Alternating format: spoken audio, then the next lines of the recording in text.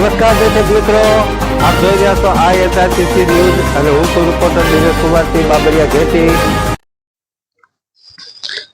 મુખ્યમંત્રી શ્રી ભૂપેન્દ્રભાઈ પટેલની અધ્યક્ષતામાં મહાત્મા મંદિર ગાંધીનગર ખાતે ગ્રામ પંચાયતોના નવા ચૂંટાયેલા સરપંચશ્રીઓ અને સદસ્યશ્રીઓનો અભિવાદન સમારોહ યોજાયો હતો। કેન્દ્રીય જળશક્તિ મંત્રી શ્રી CR પાટીલ, કૃષિ તથા ગ્રામ વિકાસ મંત્રી શ્રી રાઘવજીભાઈ પટેલ અને ગ્રામ વિકાસ રાજ્ય મંત્રી શ્રી કુંવરજીભાઈ હળપતિ સહિતના મહાનુભાવો ઉપસ્થિત રહ્યા હતા। ગ્રામ પંચાયતની ચૂંટણી 2025માં જાહેર કરાયેલ રાજ્યની 56 મહિલા સમરસ ગ્રામ પંચાયત સહિત કુલ 761 સમરસ ગ્રામ પંચાયતોને સમરસ ગ્રામ પંચાયત યોજના અંતર્ગત કુલ ₹35 કરોડની પ્રોત્સાહક અને વિશિષ્ટ રકમની ડિજિટલ ફાળવણી કરવામાં આવી હતી અને હું છું રિપોર્ટર દિનેશ કુમાર પી બાબરિયા ઘેટી। ગામડાઓને ચૂંટણીમાં મોદી સાહેબે સમરસતાનો નવો વિચાર ગુજરાતને આપ્યો।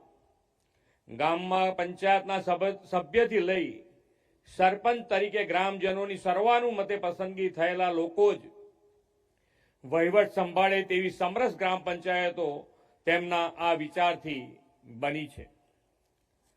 આજે આપણા માટે પણ ગૌરવની વાત છે કે આ વખતની ગ્રામ પંચાયતની ચૂંટણીમાં રેકોર્ડ બ્રેક 761 ગ્રામ પંચાયતો સમરસ થઈ છે અને આ 761માં આપણા માટે વધારે ગૌરવ એ છે કે જે ગામ છે એમાં 56 તો મહિલા સમરસ ગ્રામ પંચાયતો છે।